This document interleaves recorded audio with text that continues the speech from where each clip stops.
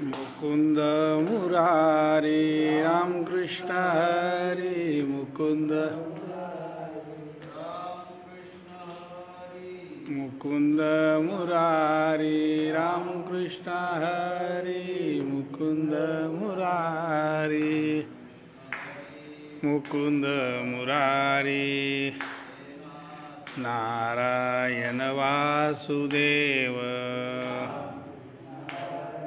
मुकुंद मुरारी हे नाथ नारायण रामकृष्ण हरी मुकुंद मुरारी हे नाथ नारायण वासुदेव। जय मुक्ताई वारकरी मंडळी, श्रावण मास निमित्त जी प्रवचन सेवा या पेजवर चालू आहे, संध्याकाळी 7 ते 8 आज लखन महाराज पाटील यांचं प्रवचन त्यामध्ये होतं, परंतु रेंज प्रॉब्लेम असल्यामुळे ते अर्धवट प्रवचन झालेलं आहे। तर सूचना अशी आहे की उद्या संध्याकाळी 7 वाजता याच पेजवर लखन महाराज पाटील यांचा प्रवचनाचा लाईव्ह कार्यक्रम राहील, तरी सर्वांनी लाभ घ्यावा। आता हे चतुश्लोकी भागवत चातुर्मासानिमित्तची प्रवचन सेवा चालू आहे। हरिभक्तप्राय लक्ष्मण महाराज वाघोदे जांभूळधाबा यांचे वाणीतून दररोज संध्याकाळी 8 ते 9 आपण लाभ घेत आहात। तर हा कार्यक्रम जास्तीत जास्त भाविकांपर्यंत पोहोचावा म्हणून प्रत्येकानं हा शेअर करावा अशी आपल्याला विनंती करण्यात येत आहे। मुकुंद मुरारी हे नाथ नारायण वासुदेव रामकृष्ण हरी मुकुंद मुरारी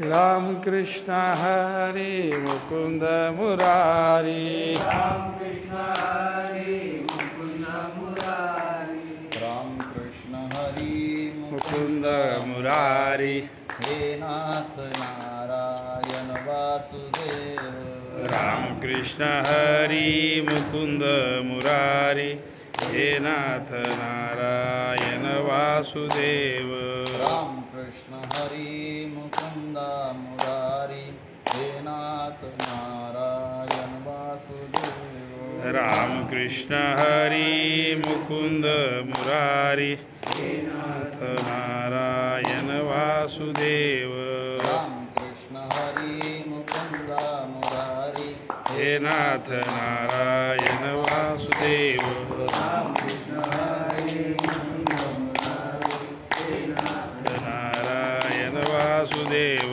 रामकृष्ण हरी मुकुंद मुरारी हे नाथ नारायण वासुदेव रामकृष्ण हरी मुकुंद मुरारी नारायण वासुदेव विठ्ठल श्री ज्ञानदेव तुकाराम भगवान की शक्ती मुक्ताबाई की दत्तात्रेय जनार्दन स्वामी एकनाथ मुक्ताबाई की जय। सद्गुरु झेंडूजी महाराज की जय। सद्गुरु मुकुंद महाराज की जय। सद्गुरु सखाराम महाराज की जय। सब संतन की जय। वक्रतुंड महाकाय सूर्यकोटि समप्रभ निर्विघ्नं कुरु मे देव सर्वकार्येषु सर्वदा।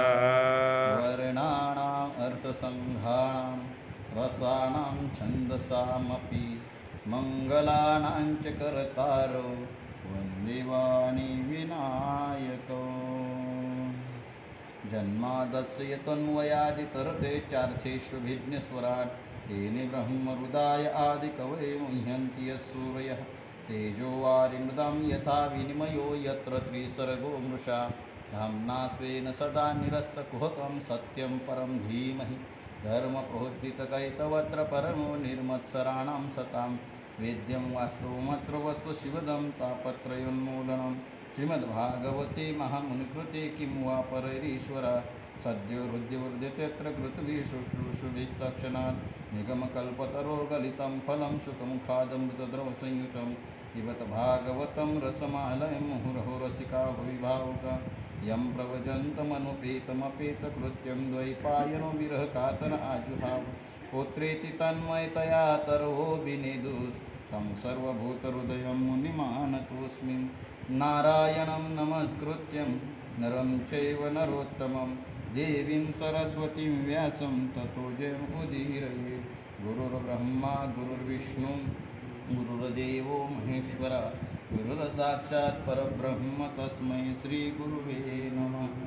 महायोगपीठे तटे भीमरथ्यां वरं पुण्डरीकाय दातुं मुनीन्द्रैः समागत्य तिष्ठन्तमानन्दकन्दं परब्रह्मलिङ्गं भजे पाण्डुरङ्गम्।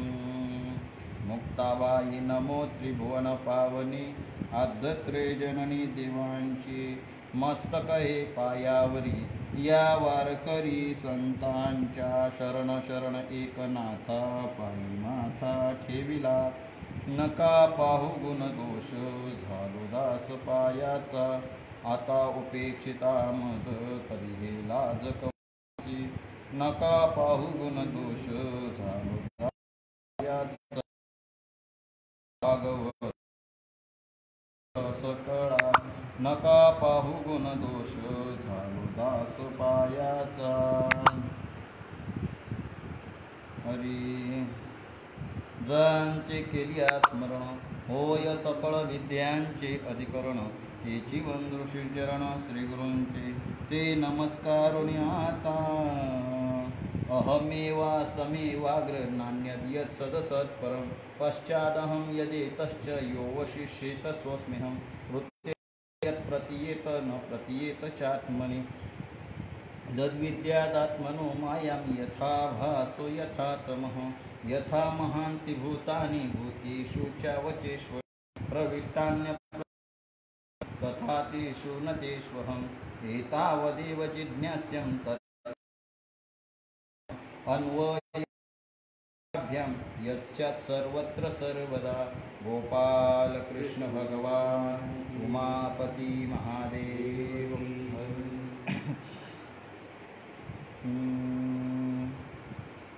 जो जडमूड होता तटस्थ तो चौश्लोकी जानने मस्त केला ब्रह्मा ज्ञान समर्थ तो अगाध ज्ञानार्थ अवधारा पावनी चतुश्लोकीची ज्ञान ब्रह्मा झाला ज्ञान संपन्न करिता सृष्टीचे सर्जन तिळभरी अभिमान बाधिना त्या ज्ञानाची रसाळ कथा मराठिया सांगेन आता तेथी अवधान द्यावे श्रोता हे विनवनी संता सलगीची पूर्ण सलगी दिधली स्वामी म्हणून निशंक झालो आम्ही परी जे बोले न ज्ञानांगमी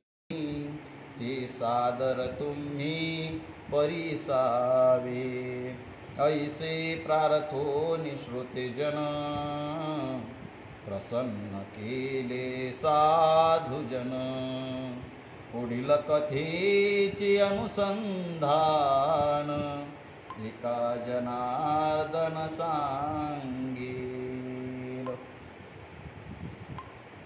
ब्रह्मचित्तला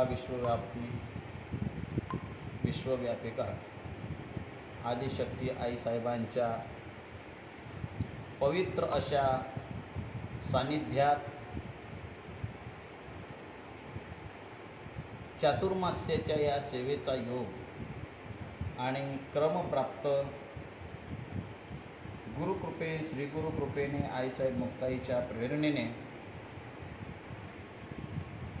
चतुश्लोकी भागवताच्या चिंतनाचा हा उपक्रम त्यामध्ये नाथ महाराज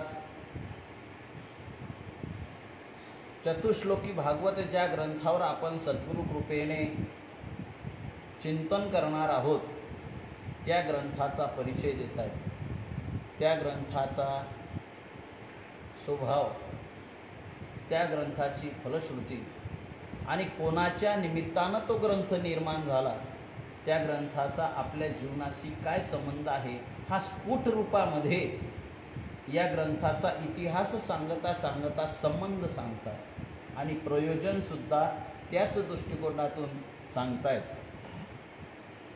ब्रह्मदेवाच्या निमित्तानं कल्पाच्या पूर्वी भगवंताच्या कमळातून ब्रह्मदेवाचा उद्भव झाला, म्हणून त्याला पुराणामध्ये कमलोद्भवः असं नाव आलं. आणि त्या कमळातून उद्भवलेल्या जन्माला आलेल्या त्या ब्रह्मदेवाला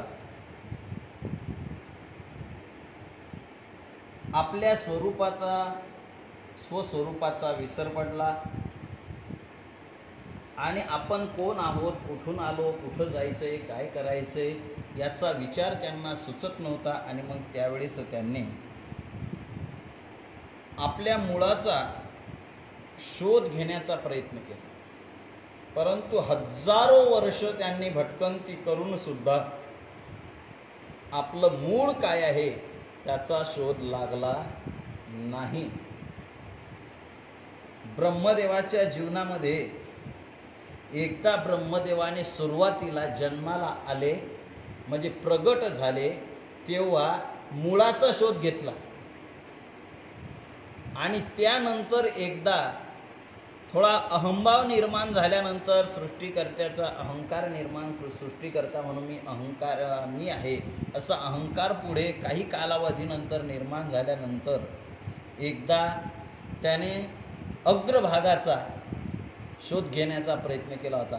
ती कथा सांगून मी आपल्यासमोर जाणार नाही, आपली वेळ घेणार नाही. तर आपल्याला सांगायचं की ब्रह्मदेव ज्यावेळेस प्रगट झाले त्यावेळेस ब्रह्मदेवाला भगवंताने जे ज्ञान सांगितलं ते ज्ञान का सांगितलं बरं? ज्ञान केव्हा सांगावं लागतं? अगदी सोपं. जागं कोणाला करावं लागतं? झोपलेला. जो झोपलाच नाही त्याला जागा करावं लागतं का? म्हणून त्या झोपलेल्याला जसं जागावं करावं लागतं तसं ब्रह्मदेवाला ज्ञान सांगावं लागलं का? तर त्याची बुद्धी जी आहे ही मूढ झालेली होती. म्हणून ज्ञानवरांचा जो जडमूढ होता तटस्थ, तो जडमूढ होता याचा विचार आपण काल विस्ताराने केला. तो चतुश्लोकी जाण नेमस्त ब्रह्मा केला ज्ञान समर्थ, तो अगाध ज्ञानार्थ अवधारा. ज्या ज्ञानाने ब्रह्मदेव ज्ञानी झाले, ज्ञान संपन्न झाले आणि ज्ञान सामर्थ्य आलं आणि त्यामुळे त्यांची संपन्नता झाली. ती संपन्नता कशी झाली त्या संपन्नतेचा विचार नाथ महाराज पुढच्या ओवीत सांगतात, ज्याचा आपण काल थोडक्यात अर्ध्या ओवीचा थोडक्यात अगदी अल्पसा विचार केला होता. 52 श्लोकीचे ज्ञान ब्रह्मा झाला ज्ञान संपन्न. त्या श्लोकाचं ज्ञान पाहिलं. किती श्लोकाचं? 4 श्लोकांचं. त्यावेळेस 4 श्लोक भगवंताने सांगितले आणि त्या 4 श्लोकामध्येच भगवंताने ज्ञान सांगितलं, संपूर्ण ज्ञान. काय नाथांनी सुंदर विचार केले, याच्याही पेक्षा 4 श्लोक सांगितले आणि नाथांनी तुम्हाला सांगू फक्त 5 शब्दामध्ये 4 श्लोकाचा अर्थ सांगितला. आणि तेही सांगत असताना तुम्हाला सांगतो काय त्या संतांची वृत्ती, काय संतांचा समाजाविषयीचा कळवळा. संत सांगत असताना जगाच्या कल्याणाकरता, जगाला समजेल, रुचेल, पचेल, ज्याचा अनुभव घेता येईल अशाच गोष्टी सांगतात. संतांमधला आणि विद्वान लोकांमधला, पंडितांमधला हा फरक आहे. वैकुंठ गुरुवरी यादव महाराज नेहमी सांगायचे, सोप्याचं कठीण करून सांगतात ते विद्वान पंडित आहे आणि कठीणाचं सोपं करून सांगतात ते संत आहे. सोप्याचं कठीण का करून सांगतात? का सोप्याचं कठीण का सांगतात? जगामध्ये माझी प्रतिष्ठा वाढावी म्हणून. समाजाने मानावं म्हणून, पैसा मिळावा म्हणून, एवढ्या करता मग कठीणातलं त्यांना वाटतं की आपण म्हणजे लोकांना अपरिचित शास्त्रातले काय ग्रंथामध्ये जे शब्द आहेत, संस्कृत प्रचूर जे शब्द आहेत ते आपले अपरिचित आहे. वेदांत शास्त्रातले ज्याच्या शास्त्रातले तत्व संकेत सामान्य व्यवहारिक भाषेमध्ये रूढ नसतो. अजातवाद काय समजतं आपल्याला, विवर्तवाद काय समजतं, ज्यांचा थोडाफार अभ्यासा श्रवण आहे त्यांना कळतं. ग्रंथातले जे शब्द आहे, आता आज कुठली परीक्षा झाली, मला महाराज 5 शब्दाचे अर्थ आपल्याला, त्या शब्दांचे अर्थ कधी आपला दासगणूंनी त्यामध्ये कंद असा काहीतरी शब्द आला याच्यामध्ये, कंद म्हणजे तो शब्द आता उच्चारले जात नाही कारण नेमके पहिल्यांदा आला कंददरीशी. कंददरीशी तो शब्द सांगा, कंददरीशी शब्द आता आपल्याला इकडं रूढ आहे का, तिकडं त्या शेगाव भागामध्ये किंवा त्या भागात अकोला भागामध्ये तुमच्या परिसरामध्ये समजा तो आहे कंददरीशी. इकडे कंददरीशी काय, आम्हाला कंद माहिती आहे फक्त एकादशीच्या दिवशी खातात तो, दुसरं काय कंद माहिती आहे. तर ती कंददरीशी या शब्दाचा अर्थ मला काय सांगायचं आहे, हा शब्द ग्रंथातला आहे, त्याचा अर्थ व्यवहारामध्ये रूढ नाही, त्याच्यामुळे त्याचा अर्थ खोलदरी. आता खोलदरीमध्ये गेला, आता खोलदरी म्हणून लोकांच्या सर्वांच्या लक्षात येते. कंददरीशी, कंददरीशी म्हटलं म्हणजे काय म्हटलं शिल्वा, काय म्हटलं शिल्वा महाराज, प्राचीदेशी, प्राचीदेश, प्राची भागी असा एक शब्द होता त्या. प्राची भागी म्हणजे प्राची म्हणजे पूर्व दिशा, भागी म्हणजे भाग, प्रदेश म्हणजे पूर्व देशीचा देश. आज शब्द आले होते याच्यामध्ये. तुम्ही सांगा आता, म्हणजे शास्त्रातले जे पुरे शब्द आहे ग्रंथातले ते जसे तसे व्यवहारात कळत नाही. नाथ महाराजांचं संतांचं हे विशेष आहे की त्यांनी जगाकरता, समाजाकरता, जगाच्या कल्याणा, संतांच्या विभूती, देह कष्टवी परोपकारे, मागे मी एकदा केव्हा तरी बोलून गेलो आपल्या प्रवचनांमध्ये, संतांचं जीवन हे केवळ परोपकाराकरता असतं, संतांचं झिजणं हे परोपकाराकरता असतं. संतांचं शरीर परोपकाराकरता, समाजाच्या उद्धाराकरता झिजतं, संतांची वाणी समाजाच्या उद्धाराकरता खर्ची पडते आणि संतांची लेखणी समाजोद्धाराकरताच घसते. म्हणून त्यांच्याकरता, समाजाकरता सर्वात प्राकृत, आता आपल्याला संस्कृत कळत नव्हता, आपण याचाही विचार केला, आपल्याकरता प्राकृत केला. हा 4 श्लोकांचा अर्थ एवढा नाथांनी पुढे किती विस्तार केला आहे आपल्या लक्षात येईल पुढे 4 श्लोकांवर. त्याचा अर्थ ब्रह्मदेवाने, भगवंताने तरी 4 श्लोकात ब्रह्मदेवाला सज्ञान केलं. नाथ महाराजांनी 5च शब्दामध्ये ब्रह्मदेवाला सज्ञान केलं. कसं काय, कारण शेवटी महाविष्णूचाच अवतार आहे ना, महाविष्णूचा अवतार काय, भानुदासाचे कुडी महाविष्णूचा अवतार. म्हणून नाथ महाराजांचं निळोबारांनी वर्णन केलं तर नाथ महाराज म्हणतात काळत्रयी अबाधित. 4 श्लोकांचा 5 शब्दामध्ये काळत्रयी अबाधित 2, तोची विश्वात्मा निश्चित, तोची विश्वात्मा निश्चित आणि काळत्रयी अबाधित या 5 शब्दामध्ये हे चतुश्लोकी भागवत. किती सोपं आहे. काळत्रयी अबाधित, तुची विश्वात्मा निश्चित, हे चतुश्लोकी भागवत म्या त्यासी तेथ उपदेशिले. भगवान म्हणतात, नाथ महाराज सांगतात की ते ज्ञान त्याला मी उपदेश केला, हे विश्वात्मा. आता हे संतांची भाषा आपल्याला सोपी वाटली तरी आता दुसरी बाजू अशी की संत सोप्या भाषेत सरळ जरी बोलत असले तरी त्याचा अर्थ जो असतो त्याचा फार मोठा व्यापक अर्थ असतो. कारण संतांचं कसं आहे, संत सामान्य लोकांना रुचेल पचेल अशा भाषेत, पण संतांची भाषा, ऋषी भाषा ही सूत्रात्मक असते. सूत्र कशाला म्हणतात, अल्पाक्षरम असंदिग्धम, असंदिग्धम म्हणजे अक्षर थोडी निसंदिग्ध, कुठलाही संशय नाही, माणसाला कुठलाच म्हणजे माणसाची बुद्धी संभ्रमित होत नाही, असा सरळ आणि व्यापक असा अर्थ त्याच्यामध्ये असतो. सूत्र म्हणतात, असा सूत्राची व्याख्या शास्त्रकारांनी केली. मला सूत्र म्हटलं की ज्ञानोबारांची एक ओवी आठवते. ज्ञानोबा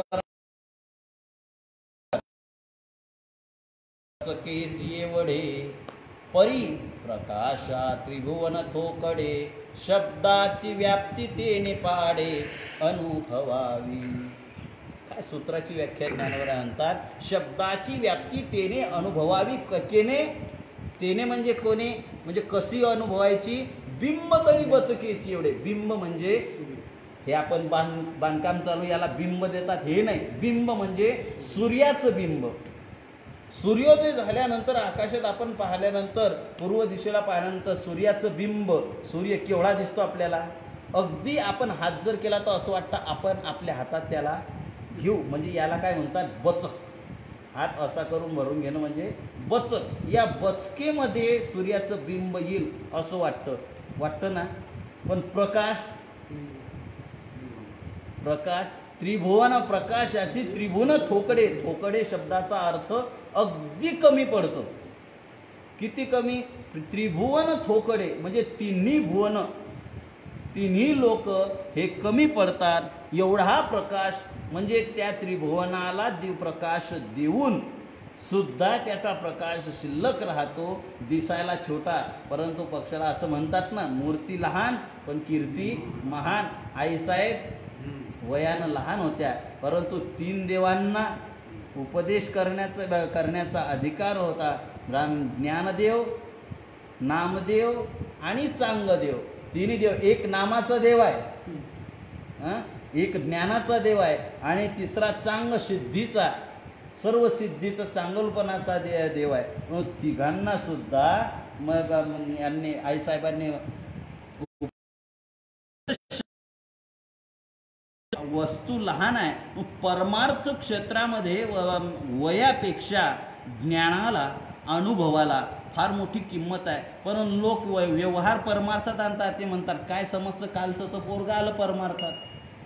अरे बाबा, तो कालचा पोरगा असला तरी आपण 80 वर्षाचे झाले तरी अजून आपला हरिपाठ पाठ नाही. त्याने राजा ज्ञानेश्वरी पाठ केली ना, अभ्यास केला ना, ज्ञानोबरायांच्या दरबारात राहिला, चिंतन केलं. कालचा पोरगा असला तरी आपल्यापेक्षा त्याने किती मोठ्या पुढे पल्ला गाठला. म्हणून परमार्थामध्ये वयाला फारसं एवढं महत्त्व नाही. अनुभव, मनुष्य परमार्थामध्ये अनुभवाने आणि ज्ञानाने मोठा असो. तर असं बिंब थोडं आहे, परंतु प्रकाशाचं त्रिभुवन. त्याप्रमाणेच नाथ संतांची भाषा आहे. थोडे शब्द थोडे, परंतु अर्थ गांभीर्य फार. जे समुद्राहून खोल अर्थभरित. ज्ञानोबा म्हणतात, ज्या शब्दांचा विचार जर केला तर समुद्राच्या खोलीपेक्षाही याची शब्द खोली, गांभीर्य, खोली आहे शब्दाची. असं खोली. आता या सूत्राचा विस्तार जर करायचा म्हटला ना, या 5 शब्दाचा मी एकनाथी भागवतातली ओवी सांगितली आपल्याला. कालत्रयी अबाधित, तोची विश्वात्मा निश्चित, हे चतुश्लोकी भागवत म्या शिले 7व्या अध्यायामध्ये एकनाथी भागवताच्या ही ओवी आली. ते उपदेश केला की त्याला कालत्रयी अबाधित. आता याचा विस्तार पुढे आपल्याला करायचाच आहे. त्याच्यामुळे या सूत्राचा याचा पूर्ण विस्तार आता आपण करायचा नाही. फक्त एवढंच की तो विश्वात्मा तूच आहे, जो तिन्ही काळामध्ये अबाधित आहे, ज्याचा कधीच बाध होत नाही. आता बाध म्हणजे काय, याचा बाध म्हणजे काय, याची चिंतन आपल्याला नाथ महाराजच पुढे देणार आहे. त्यामुळे आपणच आपल्या बुद्धीला खोल हे करण्याची गरज नाही. आपण नाथांच्या भाषेतच त्याचं चिंतन पाहणार आहोत. तर ते श्लोक नाथ महाराज म्हणतात की मी त्याला, ब्रह्मदेव भगवान म्हणतात की मी त्याला उपदेश केला, आणि ते चतुश्लोकीचे ज्ञान ब्रह्मा झाला ज्ञान संपन्न. ब्रह्मदेव ज्ञान संपन्न झाला. नाथ महाराज सांगतात पुढे, माझिया उपदेश विधी ओनी समबुद्धी, कल्पकल्पाची ये अवधी, पावला परम समाधी, प्रगटोनी निज बुद्धी. कल्पकल्पाची आधी, मोह त्रिशुद्धी बाधेना. नाथ महाराज म्हणतात की म्या ब्रह्मा उपदेश केला, त्या ब्रह्मदेवाला विधी म्या उपदेशी, माझ्या उपदेश विधी. विधी म्हणजे ब्रह्मदेव. ब्रह्मदेवाला अनेक नाव आहेत, त्या नावापैकी त्याचं विधी हे एक नाव आहे. आणि त्या विधी ब्रह्मदेवाला मी उपदेश केला आणि त्या उपदेशानं काय झालं, होओनी समबुद्धी, त्याची बुद्धी स्थिर झाली, समता दृष्टी झाली, सर्वकडं समदर्शन त्याला दिसायला लागलं. ब्रह्म सर्वगत सदा सम, तेथ आणू नाही विषम, अशी त्याची बुद्धी झाली. आणि त्याच प्रकाराने कल्पाकल्पाची अवधी, मोह त्रिशुद्धी नाही. म्हणजे असे कल्पचे कल्प पालटून गेले तरी ब्रह्मदेवाला मोह निर्माण होत नाही. आणि मोहच नाही तर अभिमान येणार कुठं? मोहाच्या पोटामध्ये अभिमानाचा जन्म आहे, याचा विचार सुद्धा आपल्याला पुढे करायचा आहे. मोह आला की अभिमान हा येतोच, असा विचार आपल्याला प्रमाणांनी सुद्धा आपल्याला सांगता येणार आहे. परंतु आता सध्या तात्पुरता आपल्याला त्याचा विचार पुढे वेळ मिळाली तर करणार आहोत. तो मोह आहे आणि तो मोह त्रिशुद्धी बाधेना. मग नाथ महाराज म्हणतात, करिता सृष्टीचे सर्जन, तिळभरी अभिमान बाधिना. एवढ्या सृष्टीचं निर्माण करायला लागला. किती सृष्टीचं निर्माण केलं ब्रह्मदेवांनी? भगवंताने ज्ञान दिल्यानंतर जर मुळामध्ये किती सृष्टी निर्माण केली याचा जर विचार तुम्हाला पाहायचा असेल तर एकनाथी भागवतामध्ये एकादश स्कंदाच्या 24व्या अध्यायात जवळजवळ 11वा श्लोक आहे. त्या 11व्या श्लोकावर तुम्ही बघा किती चिंतन, किती खोल नाथांनी केलेलं आहे. त्याच्यामध्ये नाथांनी सर्वच्या सर्व गोष्टी मुळामध्ये सांगितल्या. किती खोल करायच्या त्या, खूप खोल विचार नाथ महाराजांनी सांगितला. किती सृष्टी निर्माण केली म्हणजे कोणत्या लोकाचं किती अंतरावर आहे, कोणतं लोक, किती फक्त ब्रह्मदेवाने कैलास आणि वैकुंठ हे 2 लोक तयार केले नाही. आपल्या क्रीडेसाठी भगवान शंकरांनी कैलास निर्माण केला, कैलास लोक. आणि आपल्या क्रीडेसाठी भगवान महाविष्णूने वैकुंठ निर्माण केलं. शेवटची प्रक्रिया आणि शेवटची निर्मिती या लोकांमध्ये सत्य लोक ब्रह्मदेवाची, त्या ब्रह्मदेवाची ज्या सत्य लोकाची निर्मिती, एवढे लोक तयार केले, एवढी सृष्टी निर्माण केली. अनेक प्रकारचे जीव केले, एके केले भूचरे, एके केली खेचरे, चरे अचरे, जळचरे निर्मिले. नाथ महाराज म्हणतात, एक भूचर केले, जळचर केले, जळात राहणारे, पाण्यात राहणारे, जमिनीवर राहणारे, आकाशात उडणारे, काही नुसते जमिनीवर राहणारे, काही जमिनीत पाण्यात राहणारे, असे खूप केले. काही 1 पायी केले, काही 2 पायी केले, काही 4 पायी केले, काही 1000 पायी केले, काही बिना पायाचे केले. काहींना 2 डोळ्या, कोणाला 20 डोळ्या, कोणाला 2 काना, कोणाला कानच नाही. परंतु अनेक प्रकारच्या सृष्टी नाथ महाराजांनी वर्णन केला. अशा प्रकारची सृष्टी ब्रह्मदेवाने निर्माण केली. एवढं अचिंत्य असं अखंड अशा प्रकारचं अचिंत्य असणारं हे जगत जे आहे, म्हणजे विविधतेनं नटलेलं जगत ब्रह्मदेवाने निर्माण केलं. परंतु एवढं तयार करून सुद्धा करिता सृष्टी सर्जन, सृष्टी निर्माण करता केल्यावर नंतर सुद्धा तिळभरी अभिमान बाधिना. नाथ महाराज म्हणतात की ब्रह्मदेवाला अभिमान झाला नाही. किती? तीळभर सुद्धा झाला नाही. तीळ किती किलोची असते भाऊ तुमच्याकडे श्रीराम बुवा?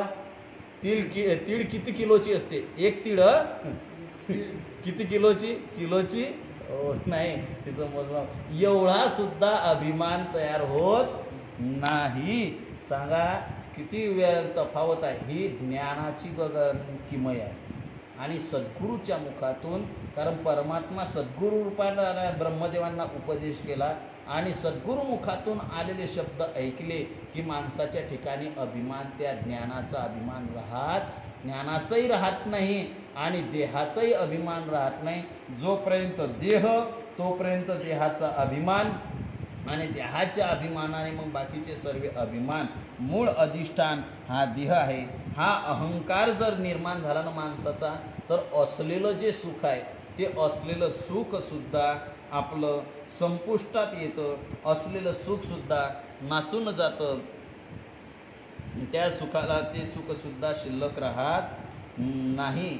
म्हणजे भगवन्नाथ महाराजांनी सांगितलं ते भागवत ब्रह्मदेवाला काय सांगितलं ते, ती म्हणे ती श्री भागवत ते भगवंताचे हृद्गत, त्यासी होय प्राप्त ज्याचे निरंतर चित्त भगवंती. ज्या ते ज्ञान कोणाला प्राप्त होतं, ज्याचं चित्त भगवंतामध्ये लागलेलं आहे. ब्रह्मदेवाचं चित्त कुठं लागलं होतं, त्याच्या मूळ ठिकाणामध्ये. आणि सर्वांचं मूळ काय आहे, ब्रह्म आहे. जयापासून सकळ महिमंडळ हे झाले. उपनिषद सांगतं यतो वा इमानी ज्या भूतानी जायंते तत् ब्रह्म. पुढे बराचसा विचार आहे. ते ब्रह्म आहे, ते ब्रह्मेती, ते ब्रह्म आहे. आणि त्या ब्रह्म ज्याच्यापासून जगत सर्वांचं मूळ काय आहे, हे आहे. एक गोंधळा नाथ महाराजांचा, गोंधळा येई ओ जगदंबे पंढरपूर, गोंधळा येई ओ जगद विठाबाई मूळकदंबे, विठाबाई मूळकदंबे. दुसरा गोंधळ आपण म्हणतो अंबिका भगवती बोध परडी घेऊनी हाती, पोत ज्ञानाचा पाजळती उदो उदो भक्त नाचती. गोंधळा येई ओ जगदंबे मूळ पीठ तू अंबे, गोंधळा येई ओ जगदंबे. जगत अंबे जगाची आई गोंधळाला बोलवतात. पण ती कशी आहे, मूळ पीठ, मूळ सर्वांचं पीठ म्हणजे अधिष्ठान असणारी ती जगदंबा, सर्वांचं अधिष्ठान असणारं हे ब्रह्मतत्व. आणि त्या ब्रह्मतत्वामध्ये त्याची बुद्धी होती. आपण कुठून आलो, आपलं मूळ काय आहे हे शोधण्यामध्ये ब्रह्मदेवाची त्यावेळेस बुद्धी लागलेली होती. आणि म्हणून भगवंताने ब्रह्मदेवाला ते हृद्गत जे होतं ते ज्ञान त्यांना प्राप्त झालं. ते हे ज्ञान कल्पादी, कल्पाच्या आधीचं चतुश्लोकपदबंधी उपदेशिला समबुद्धी निजात्मबोधी विधाता. त्याला ते दाखवल्यानंतर नवल काय आहे असं ते ज्ञान उपदेश केल्यानंतर नाथ महाराज म्हणतात की नवलतयाचा सद्भाव शब्द मात्रे झाला अनुभव. काय नवलाची गोष्ट आहे. मी म्हणतो ज्ञान काही गोष्टी श्रोत्यांचा अधिकार. ज्ञान कोणाला सद्गुरूच्या मुखातून ऐकून सुद्धा गुरुकडे गेल्यानंतर सुद्धा ज्ञान लवकरात लवकर कोणाला होते, आपल्या आपल्या पात्रतेवर आहे, आपल्या आपल्या अवस्थेवर आहे. आणि आपल्या अंतकरण शुद्धीवर सर्वच्या सर्व गोष्टी अवलंबून आहे. ब्रह्मदेवाला नाथ महाराज म्हणतात की काय नवल आहे की त्याला नवलतयाचा सद्भाव, त्यांचा सद्भाव पाहिला सद्गुरूविषयीचा आणि शब्द मात्रेची झाला अनुभव, शब्द मात्राने अनुभव झाला. बाप सद्गुरु कृपा पहाव केला निसंदेह परमेष्ठी, निसंदेह केला, कुठलीच शंका मनामध्ये राहिली नाही, संशय मिटला. कारण सद्गुरूच्या मुखातून सद्भाव धरले, सद्गुरूंच्या विषयीचा सद्भाव धरल्यानंतर, सद्गुरूंवर विश्वास ठेवल्यानंतर, सद्गुरूंनी जे ज्ञान दिलं त्या ज्ञानाचा परिणाम उपनिषद सांगते. भिद्यते हृदय ग्रंथी छिद्यन्ते सर्व संशया क्षीयन्ते चास्य कर्माणि तस्मिन् दृष्टे परावरे. सर्व अंतकरणातल्या संशयाच्या गाठी छेदल्या जातात. आणि अशा प्रकारचं निसंदिग्ध ज्ञान ब्रह्मदेवाला भगवंताच्या नुसत्या शब्दाने, जसं तुकोबरा म्हणतात, तुका म्हणे कानी ऐकिली मात तोची झाला घात जीवपणा. तात्काळ क्षणार्धात कानावचनाची भेटी, ज्ञानोबरा म्हणतात कानावचनाची आणि कानाची भेट झाल्याबरोबर सर्व विकार आणि सर्व संशय भेद मनातला निघून गेला. अशी निसंदिग्ध अवस्था झाल्यानंतर त्याच्यामुळेच काय झालं की ब्रह्मदेवाला मोह त्रिशुद्धी बाधेना, त्याला मोह बाधला नाही, त्याला अहंकार तीळभर सुद्धा झाला नाही. पण असा अहंकार झाला नाही म्हणून सुखी, म्हणून समाधानी, बुद्धी स्थिर राहिली. ज्यांच्या ठिकाणी हा सद्भाव नाही, ज्यांच्या ठिकाणी हे ज्ञान प्रगट झालेलं नाही, तर ज्यांच्या ठिकाणी हा अभिमान असतो. आता मी थोडा विपरीत विचार कर म्हणजे विपरीत म्हणजे विरुद्ध पक्षाचा विचार करतोय. नाथ महाराज म्हणतात ब्रह्मदेवाच्या ठिकाणी अभिमान राहिला नाही. आता जरा आपल्याकडे या, आपल्याकडे येऊया. आपण किती अभिमानी आहे, आपल्याला किती अभिमान आहे. थोडं केलं, आपण काल पाहिलं, थोडं केलं, अरे ही सारी सृष्टी ज्या चालते ही कोणाच्या सत्तेने चालते. गतिर्वर्ता प्रभू साक्षी निवास शरणम सुहृद प्रभव प्रलय स्थानम निधानम बीजम अव्ययम. या सृष्टीचा आदिकर्ता अव्यय अविनाशी स्वरूप असणारा जो परमात्मा आहे, त्या परमात्म्याच्या सत्तेने तो समर्थ आहे. प्रभू म्हणजे समर्थ आहे आणि त्या सत्तेने गतीही सर्व जगाची गती आहे. गतीर भरता सर्वांचं भरणपोषण करणारा तो परमात्मा आहे. सर्व सत्ता त्या परमात्म्याच्या हाती आहे. जेणे हे विश्व निर्मिले महर्षी देवा संस्थापिले 21 स्वर्गाते धरिले सत्ता मात्र्या पुल्या. आपले सत्ता आपल्या हातात आहे आणि तोच परमात्मा ऐसा लाघवी हा सूत माय ऐसा लाघवी हा माया सूत्र झारी. तो एकटाच आहे, मायावी आहे आणि लाघवी खेळाडू आहे. चांगला गमतीदार असा गंमतचा खेळाडू आहे आणि तो खेळाडू काय करतो, सर्वचं सर्व सूत्र जगत सर्व चालवतो. कोणाला कुठं कसं नाचवायचं, कोणाला कुठं काय द्यायचं हे त्याला बरोबर माहिती आहे आणि म्हणून तो सूत्र सर्व हाती आहे. भगवान म्हणतात ईश्वर सर्वभूतानां हृद्देशेर्जुन तिष्ठति भ्रामयन् सर्वभूतानि यंत्रारूढानि मायया. तो सूत्र हातात घेऊन सारं जगत चालवतो. अहो दूर कशाला, झाडं कोणाच्या सत्तेने हालतात. वृक्षाची ही पान हाले ज्याची सत्ता राहिली अहंता. मग कोठे झाडाचं पान सुद्धा त्याच्या सत्तेने चालत नाही. हो तुकोबराय म्हणतात झाडाकडे कशाला, जरा आपल्याकडं पहा, या शरीराकडं पहा. या हे शरीर तरी कोणाच्या सत्तेनं चालतं. चाले हे शरीर कोणाची या सत्ते, कोण बोलविते हरिवीन. देखवी ऐकवी एक नारायण, तयाचे भजन करू नये चुकू नको. नाही लोक असंच करतात ना. तुकोबरा म्हणतात तयाचे भजन चुकू नये. त्याचं भजन, कारण देखवी ऐकवी एक नारायण. ओ दृष्टी गेली तर चष्मा लावता येतो. जवळचं दिसते किंवा लांबचं दिसते. कोणाला जवळचं दिसत नाही म्हणून चष्मा, त्याचा भिंग वेगळा, काच वेगळा आणि लांबचं दिसण्यासाठी काच वेगळा. दृष्टी कमी पडली तर आपल्याला चष्मा लावता येतो. मी म्हणतो दृष्टीच गेली तर हे कोणाच्या हातात आहे, हे परमात्म्याच्या हातात आहे. हे सूत्र सर्व परमात्म्याच्या हातात आहे. हे शरीर सर्व परमात्म्याच्या सत्तेने चालतं. दाखवणारा बोलवणारा जोपर्यंत तो आतमध्ये आहे, जोपर्यंत त्याची शक्ती आपल्यात आहे, जोपर्यंत त्याची इच्छा आहे, तोपर्यंत हे व्यवस्थित आहे. हे व्यवस्थित आहे. आणि एकदा हे निघून गेलं, यातला फ्यूज देवाने काढला की हे नुसतं काय आहे, नुसतं मढं आहे.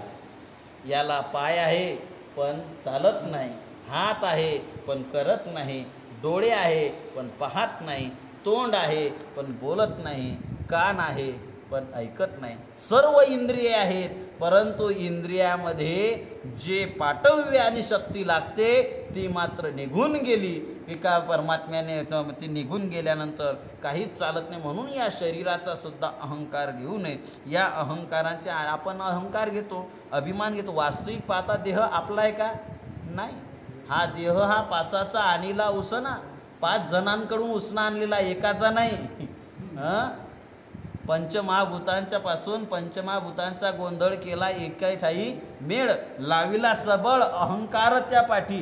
हा 5 मोडी घातली की अहंकार त्याच्या पाठीमागे मानगुटीवर बसलेला असतो. आणि हा देह अहंकार आला की या देहंकाराच्या पासून माणसाच्या ठिकाणी अज्ञानातून देह अहंकार येतो आणि त्या अहंकारातून माणसाचं असलेलं प्रारब्धवशात जे सुख आहे ते सुख सुद्धा माणसाचं निघून जातं. नाथ महाराज म्हणतात अहंकार खवळला जाण, खरी आनंदाचे आच्छादन, बुडी परमात्मा स्फूर्तीचे स्फुरण, देहाचे मी पण वाढवी. अहंकार वाढला की माणसाचं देहाचं मी पण वाढतं. मी मी मी माणसं काय करतात मी आणि अगदी व्यवहारातलं सांगू, जो मी करतो ना त्याच्या मानेवरच सूर्य आहे. मी स्पष्ट नाही बोलणार, म्या म्हणतो, मी म्हणतो त्याच्या मानेवर सूर्य आहे. मग तो कोणताही म्या असो, तो कोणताही बोकळा असो, तो मनुष्य देहात असला तरी त्याच्याही बोकळाच्या मानेवर काय आहे, सूर्य आहे. म्हणून तर असा मी करणारा याच्यात मय ना काय म्हणते, मय ना जी सुटते. आता गोष्ट सांगत असतात जुनी कीर्तनकार मंडळी सांगत होती, परंतु आता तेही सांगून मी जास्त वेळ घेणार नाही. फक्त म्हणजे मी म्हणणारा तो अटकतो आणि मी नाही असा म्हणणारा अहंकार रहित जो आहे तो मात्र सुटून जातो. आणि ज्याच्या ठिकाणी अभिमान निर्माण झाला त्याला सुख राहत नाही, त्याच्या सुखावर झाकण पडतं. नाथ महाराजांचे शब्द आहे, करी आनंदाचे आच्छादन. आनंद स्वरूप परमात्मा जो आहे त्याला काय आच्छादन म्हणजे झाकून टाकतं. आणि एकदा वस्तू झाकल्यानंतर काय उपयोग आहे त्याचा? ओ दिवा, दिव्याचा प्रकाश आहे. अंधाऱ्या खोलीत असताना त्याच्यावर जर झाकण ठेवलं, एखादं पातेलं म्हणा, एखादं गमेलं म्हणा, काहीतरी भांडं त्याच्यावर ठेवलं तर दिव्याचा प्रकाश चालू आहे की नाही? चालू आहे. पण आच्छादन म्हणजे झाकण ठेवल्यानंतर पुन्हा काय उपयोग आहे त्याचा, जरी असला तरी? तसा मी रूपी जर अहंकार रूपी जर आपण भांडं जर त्याच्यावर ठेवलं तर त्या अहंकार जर निर्माण झाला तर तोच अहंकार त्या आनंदाला झाकून टाकतो. आणि बुडी परमात्मा स्फूर्तीचे स्फुरण. मी परमात्मा आहे, मी परमात्मा आहे हा सुद्धा त्याला विसर पडून जातो. कारण आणि हे पडून जातो. आणि अशामुळेच मनुष्याचा आत्मबोध माणसाला होत नाही ना. ज्ञानोबा आहे फार सुंदर चिंतन करता. याचं चिंतन करत असताना तुम्ही म्हणाल बुवा कोणी तरी एखाद्याच्या मनातील हा बुवा जास्त बोलताना नाही एकनाथी भागवताच्या ओव्या आणि ज्ञानेश्वरीच्याच ओव्या देतो. याचं कारण आहे ज्ञानेश्वरी आणि भागवत यांचं एवढं एक सूत्रीकरण आहे. वैकुंठवासी आम्ही संस्थेत शिकत असताना 4थ्या वर्षाला वैकुंठवासी गुरुवर्य मोठे बाबा विठ्ठल बाबा चौधरी संस्थेचे माजी अध्यक्ष, आणि आम्हाला 18वा अध्याय सांगितला भाऊ त्यांनी. मोठे बाबांच्या मुखातून संपूर्ण 18वा अध्याय ऐकण्याचा योग तेवढा आमचा आला. तर त्यावेळेस बाबांनी त्यांच्या भाषेमध्ये आता मोठ्या माणसांची तशी नक्कलसुद्धा करू नये. शास्त्रामध्ये दोष सांगितलेला तशी कोणाचीच नक्कल करू नये. माणसाने स्वयंसिद्ध आपल्या याच्यामध्ये भूमिकेमध्ये राहावं. ते त्यांच्या शब्दामध्ये सांगायचे की ते म्हणायचे की बाबा ज्ञानेश्वरी आणि भागवत यांचा काय संबंध आहे माहिती आहे? ज्ञानेश्वरी आणि ज्ञानेश्वरीची ओव्या आणि भागवताच्या ओव्या ह्या सख्या मावस बहिणी काय नातं आहे? मावस बहिणी आहे. आणि मावस बहिणी असल्यामुळे एकाच मावस बहिणी असल्यामुळे त्यांच्यामध्ये थोडंफार तरी साम्य असणारच आहे. आणि दुसरी गोष्ट सांगू, वैकुंठवासी ज्यांचं बराच वर्ष सानिध्य आणि मार्गदर्शन माझ्या जीवनामध्ये मिळालं असे वैकुंठवासी सद्गुरू झेंडूजी महाराज बेडीकर परंपरेचे गादीपती वैकुंठवासी गुरुवर राजाराम महाराज शास्त्री हे सांगायचे, गीता हे सूत्र आहे आणि भागवत हा विस्तार. गीता समजून घ्यायची असेल तर श्रीमद भागवताचा अभ्यास करा, आणि ज्ञानेश्वरी समजून घ्यायची असेल तर एकनाथी भागवत वाचल्याशिवाय अभ्यासल्याशिवाय ज्ञानेश्वरी पूर्ण समजतच नाही. आणि यांच्यामध्ये जेव्हा एकनाथी भागवतांचा ज्ञानेश्वरीच्या अर्थामध्ये ज्यावेळेस संदिग्धता येते त्यावेळेस त्याचं निरसन तुकोबारांची गाथा करते. म्हणजे ज्ञानेश्वरी सूत्र आहे, गीता सूत्र आहे, भागवत एकनाथी भागवत हा विस्तार आहे. म्हणून याच्यामध्ये त्याचा विचार आणि बऱ्याचशा ओव्या समान अर्थाच्या सारख्या अर्थाच्या कधी कधी इथं सूत्र आहे इथं थोडक्यात दिला आहे तर त्याचा परिणाम त्याचा विस्तार नाथ महाराजांनी केला आहे. तर असा बऱ्याचशा ठिकाणी आपल्याला पाहायला सापडतो साम्यता, कारण सूत्र विस्ताराचा तो संबंध आहे.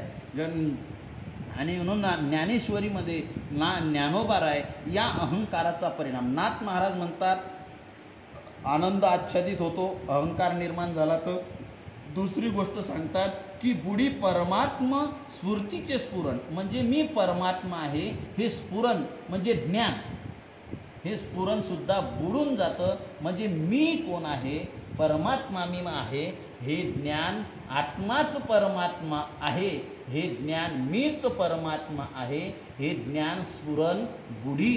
कशामुळे? अहंकारामुळे. मी म्हणतो देहाला मी म्हटल्यानंतर देह माझं स्वरूप नाही ना. देह आधी काय खरा? बुजगावने चोरा रक्षण असे बाट असे, देहा आधी काय खरा? देह संबंधी पसारा, बुजगावने चोरा रक्षण असे बाट. अरे बाबा, देहचा अगोदरचा नाशिवंत आणि ब्रह्मतत्व अविनाशी आहे. अविनाशी तू तद्विधी येणच येत सर्वमिदम तत्तम. भगवद्गीता सांगते ते परब्रह्म कसं आहे? अविनाशी आहे, अव्यय आहे. आणि देह तर नाशणार आहे, नाशिवंत देह जाणार सकळ. हा देहो नाशिवंत, मल मूत्राचा बाधा, वरी चर्म घातले रे, कर्म कीटकांचा साधा. सर्वांचं पाठ आहे, मला पाहिजे फक्त एवढंच. हा देहो नाशिवंत. भगवान सांगतात अंतवंत इमे देहा, नित्य सोक्ता शरीरिनः. भगवान म्हणतात हा देह नासणारा, शरीर जाता गवे, नाशिवंत स्वभावे. ज्ञानोबा म्हणतात हे शरीर आघवे शरीर जात नाशिवंत आहे. ते शरीर कोणाचं असो, ते शरीर कोणाचं असो, कसं आहे? नाशवान आहे. आणि मग अशा देहाचा अभिमान धरून काय उपयोग आहे? मग तो देह, त्या देहाविषयीचा अभिमान जर झाला तर देह माझं स्वरूप नाही. आता याच्या प्रक्रिया वेदांत शास्त्रामध्ये फार सांगितल्या आणि किचकट भाषेमध्ये सांगितलेल्या आहे. एवढ्या किचकटमध्ये मी जाणार नाही आणि माझा तसा फारसं म्हटलं तरी चालेल. आई साहेबांच्या प्रेरणेने आणि आपल्या श्रोत्यांच्या कृपा दृष्टिकोनातून स्फुरण पावलेल्या बुद्धीने आपल्यासमोर बोलत आहे. माझ्याजवळ तशी बुद्धी नाही आणि माझ्याजवळ तसं ज्ञान नाही, परंतु ही आईसाहेबांची सद्गुरूंची कृपा आहे. त्यातून थोडंफार मी बोलण्याचा, चिंतन करण्याचा, ज्ञानोबराय तुकोबरायांच्या नाथांच्या भाषेचा अनुवाद करण्याचा आपल्यासमोर प्रयत्न करतो.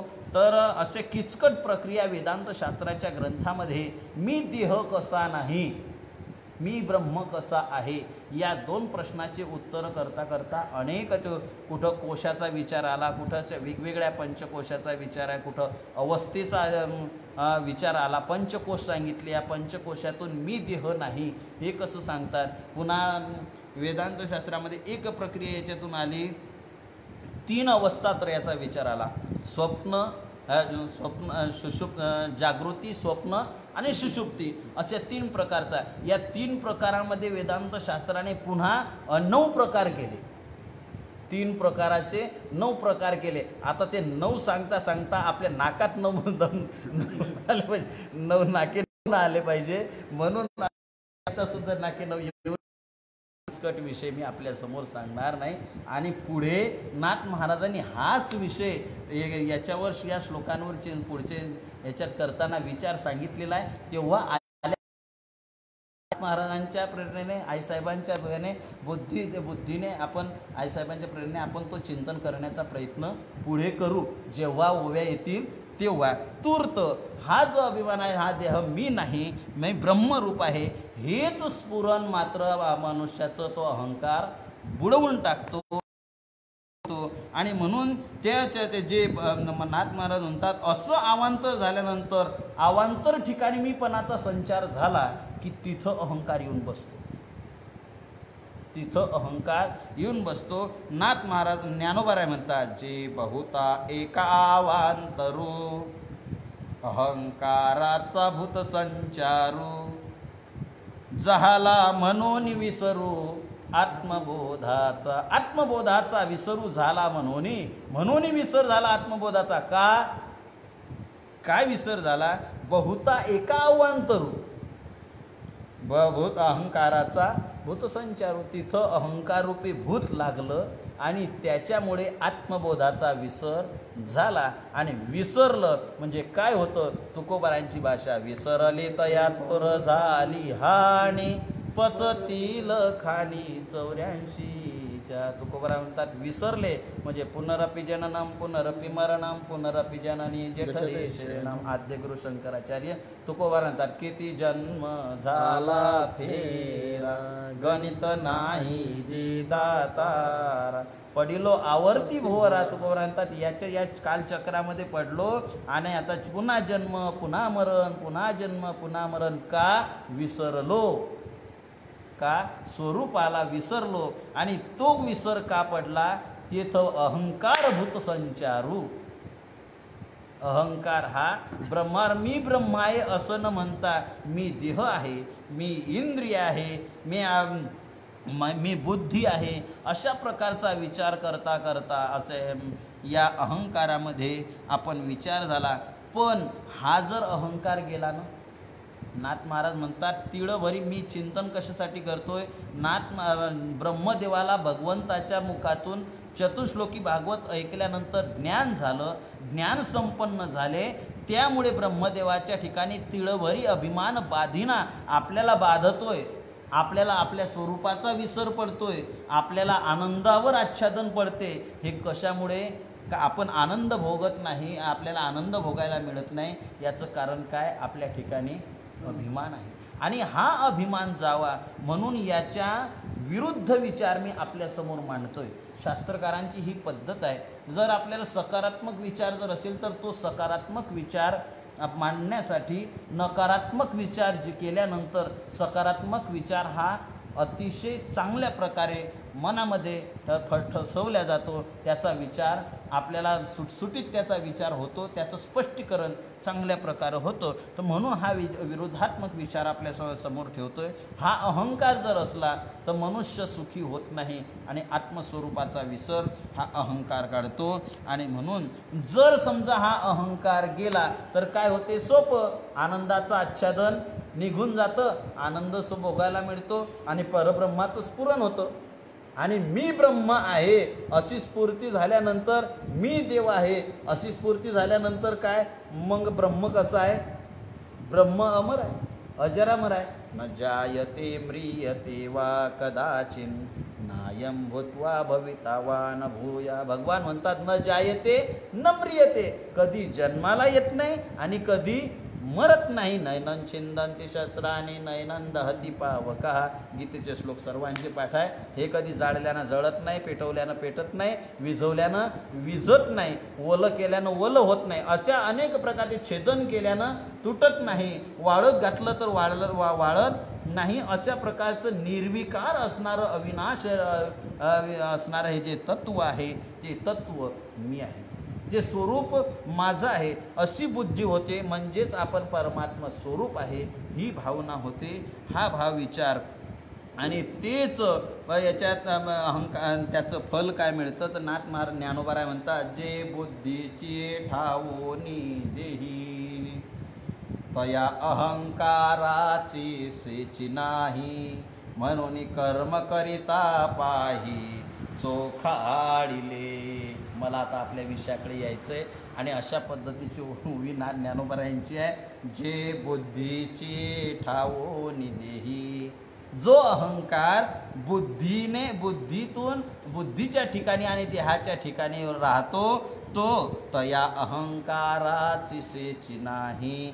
त्याच्यामध्ये अहंकारच नाही, बुद्धीचे ठाई आणि देहाच्या ठिकाणी कर्म देहाने आणि कर्मा करता जे ते बुद्धी म्हणजे माझ्याकडे ज्ञानाचाही अभिमान नाही, अहंकाराची सेची नाही, ज्ञानाचाही अहंकार नाही आणि कर्माचा सुद्धा अहंकार नाही. अशा प्रकारची बुद्धी झाल्यानंतर अहंकाराची सेची नाही. आणि मग मनोनी कर्म करिता पाही चोखाडिले, अहंकाराचा मळ लागत नाही. मग कितीही कर्म केलं तरी त्याला कर्म केल्याचं पाप पुण्य लागत नाही. म्हणून भगवान सांगतात यस्य नाहंकृतो भावो बुद्धिर्यस्य न लिप्यते हत्वापि स इमाल लोका न हंती न निबध्यते. त्याच्या हातातून ज्ञानोबा म्हणतात तिन्ही लोकांचा घात झाला तरी त्याला पाप लागत नाही आणि साऱ्या जगाचा उद्धार झाला तरी त्याला पुण्याचा लागत नाही. तीच अवस्था तुकोबरा अगदी सोप्या भाषेत सांगतात. तुका म्हणे आम्ही झालो अग्निरू लागोने दी पाप पुण्य अंगा झुंजारते क विष्णुदास जगी. त्याला पाप पुण्य लागत नाही म्हणजे कर्मफलाचा कर्तृत्वाची आसक्ती नाही आणि कर्तृत्वाचा अभिमान नाही आणि कर्मफलाची आसक्ती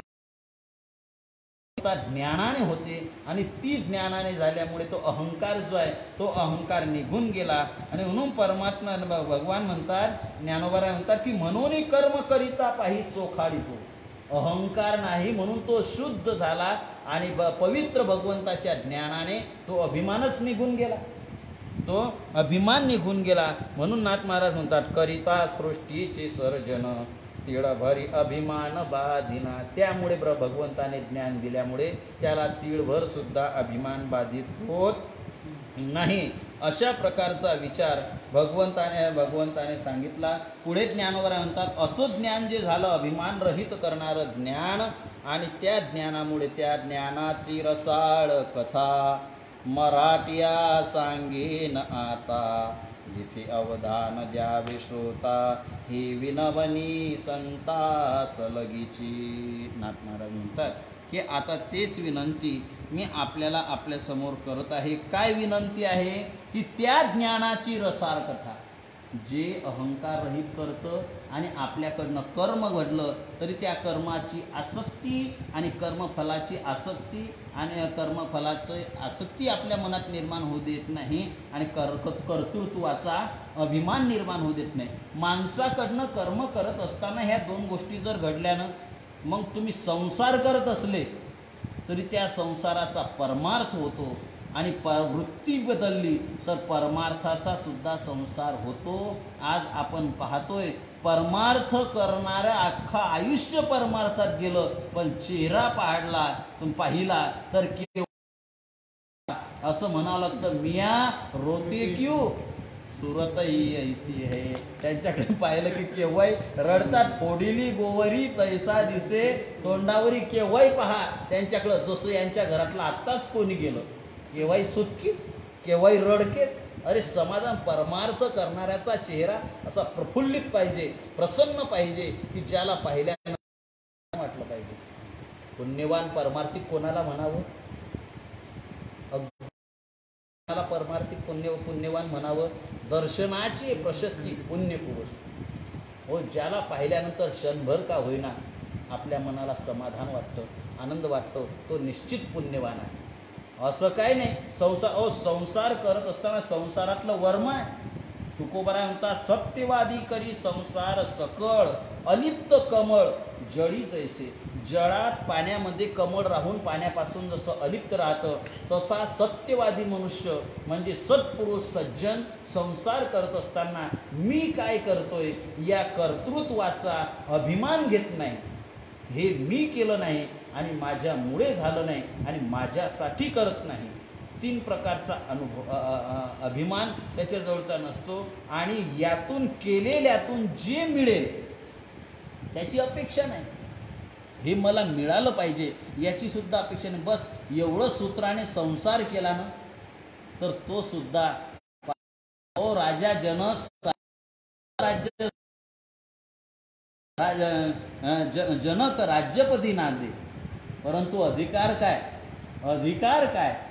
आपण भागवताच्या महात्म्यामध्ये सुरुवातीला प्रथम स्कंदामध्ये विचार आला यम प्रवजंत मनुपेतमपेत कृत्यम द्वैपायनो विरहकातराजुहाव पुत्रेती तन्मयतया तर रोबिनेदुस्तम सर्वभूत हृदय मुनी मानतोस्मी. सुतांनी आपल्या श्रीगुरूंना वर्णन केलं, श्रीगुरूंच्या शुकाचार्यांचं वर्णन केलं की ज्यांना जन्मताच ज्यांचं मौजी बंधन शुद्ध झालेलं नव्हतं अशा अवस्थेमध्ये वैराग्य शिरोमणी शुकाचार्य जन्मल्याबरोबर पळ सुटले. ब्राह्मणाचे पोरं एक खेळासी भ्याले 12 वर्ष लपाले रे कापत बाहेर आले ते नागवेची पळून गेले रे.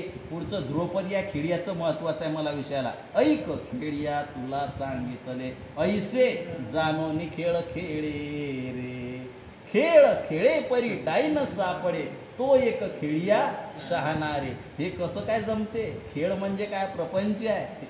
हा प्रपंचामध्ये आपण खेळायचा भक्तीचाही खेळ आहे आणि संसाराचाही खेळ आहे आणि दोन्ही खेळांचं वर्माचा मेळ बसणं फार महत्त्वाचं आहे. ज्याचा मेळ बसला त्याचा संसाराचाही खेळ आनंदाचा आहे आणि ज्याचा वर्माचा मेळ बसला त्याचा परमार्थही आनंदाचा आहे. नाही तर परमार्थातलं जर वर्म कळालं नाही तर त्यात सुद्धा दुःखच आहे. म्हणजे परमार्थाचं आनंद, जो आनंद पाहिजे सध्यात्म खऱ्या अर्थाचा तो आनंद परमार्थ पुण्य होईल. परमार्थ केला वाया जाणार नाही, पुण्य मिळेल. पुण्याची अनेक शिदोरी पुढच्या जन्मामध्ये होईल, परंतु जे आत्ताच मिळवायचं आहे तो आत्ताच मिळवायचा अविनाश आनंद, अद्वितीय आनंद आपल्याला मिळणार नाही संसारातलं. तर मला सांगायचं आहे, कर्तृत्वाचा अभिमान आणि कर्मफलाची आसक्ती यांच्या जीवनातली ही ज्ञानाने निघून जाते.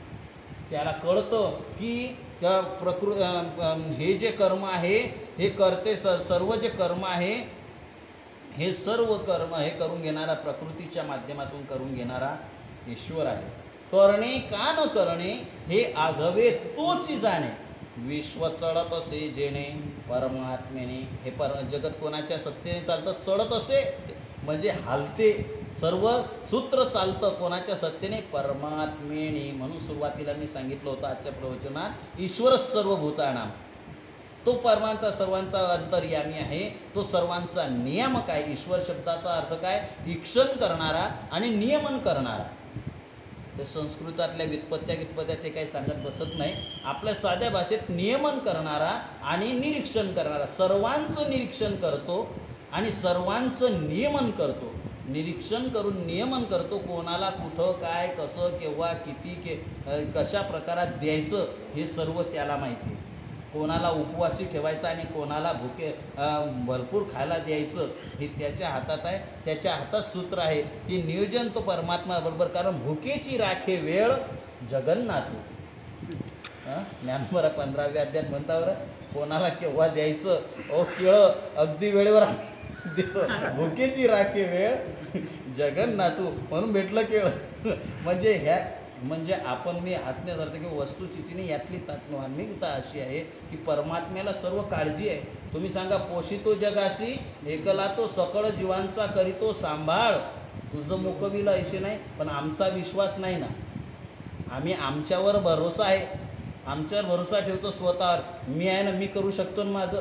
नाही बाबा, करणारा परमात्मा आहे, त्याच्यावर विश्वास पाहिजे. सर्व सूत्र चालवणारा तो परमात्मा आहे आणि तोच परमात्म्यावर विश्वास ठेवल्यानंतर तर अभिमानसुद्धा संसारातसुद्धा हे वर्म आहे.